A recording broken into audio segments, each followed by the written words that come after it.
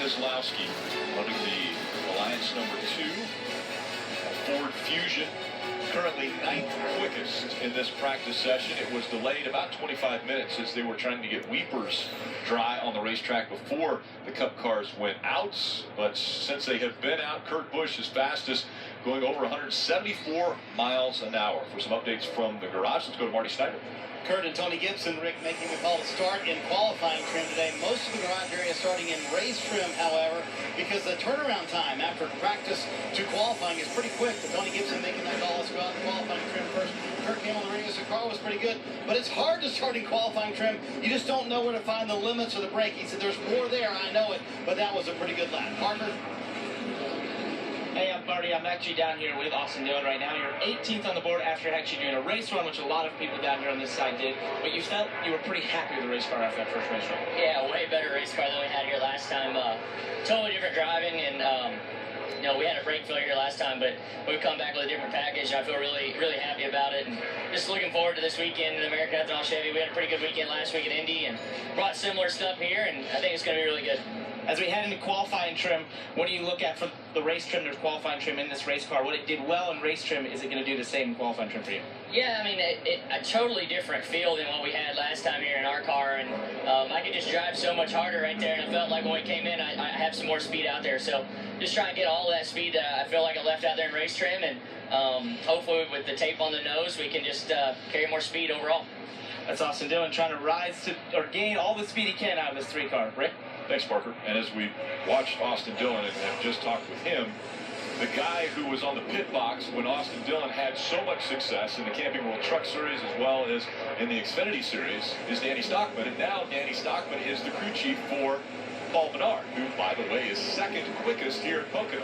And how about the aggressiveness? Call from Stockman. Hey, bud, new crew chief, new setup ideas. Go make a Q run right off the bat. So, you know, they haven't been in race trim. They just made one Q run. So that shows you the aggression that he's coming and saying, hey, we're going to change things. We're going to do things a little differently. And that's a tough call for a I like it, though. I like the swagger. Let's shake it up a little bit. And it's because Danny Stockman has had success. We see here with Paul Menard, right? We go back to Road America last year, and it was Danny Stockman that was crew chiefing for Paul Menard when Paul Menard ended up getting to victory lane. He has had great success. One of the few times that we see Paul Menard smile. That he was definitely smiling in victory lane. Marty.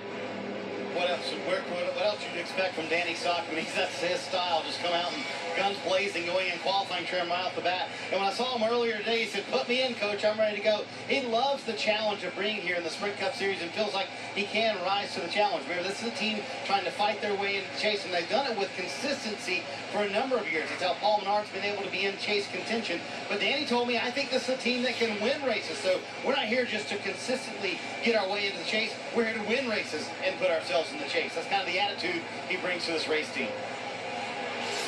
You know, when Danny was crew chiefing for Austin, both in the Camping World Truck Series and in the Xfinity Series, I was able to talk to him at the end of both of those careers as far as Austin moving from one to the next. And I said, Danny, why aren't you going to be his crew chief when he goes to the Cup Series? And he said, you know what?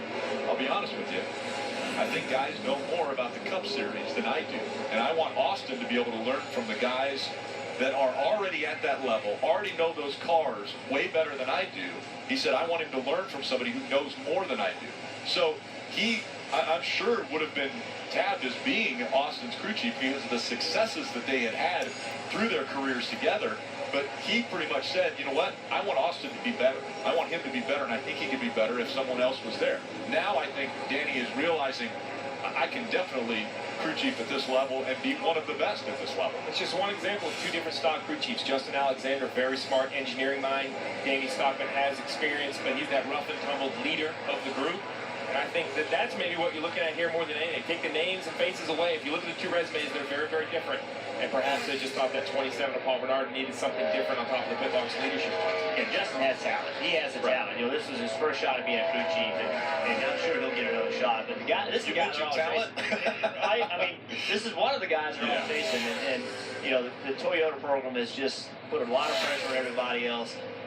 This team in particular, what they did last week was so impressive, and you know, racer, when I watch what they did, I have so much respect for it. I know a lot of people said, hey, the race wasn't a great race. There wasn't a lot of passing. That's because he made it where you couldn't pass him. He did perfect over starts. They had great strategy, had the fastest race car. They did everything right.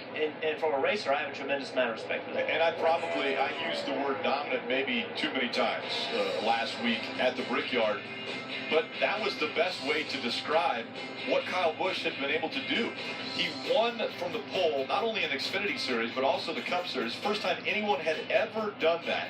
His average running position in that Cup race, 1.22. There were only 21 laps that he didn't lead, and that was because Keselowski was on a different pit strategy. Everybody else that was on the pit strategy that Kyle Busch was on never got by him. He was that dominant. Wow. And listen, you think about the record he broke last week, right? He won both bowls and won both races. Think about the people that tried to do that, right? I mean, Mark Martin, Kevin Harvick, Dale Earnhardt. You go back and think about Darrell Waltrip, all the people that were great race car drivers but never were able to do that. I mean, that tells you how hard it is. And when he did it in dominating fashion. Marty.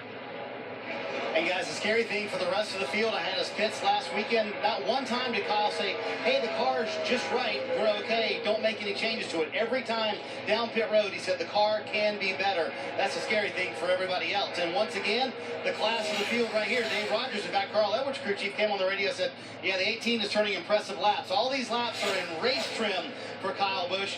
And there's a little pressure on this team this weekend. Kyle's never won here at Pocono, and he said, I used to be really good at Pocono, kind of lost my way. We've gotten better the last 2 years. In fact, he led in this race last year at the white flag, ran out of fuel. If there's a racetrack where he wants to win, this one's pretty close to the top of the list. It's one racetrack that he has not won at. There's only two that he hasn't won at, and this is one of them. He definitely wants to win. And by the way, that was in race trim. He's faster than his brother, who was in qualifying trim. We'll be back with more practice from Pocono.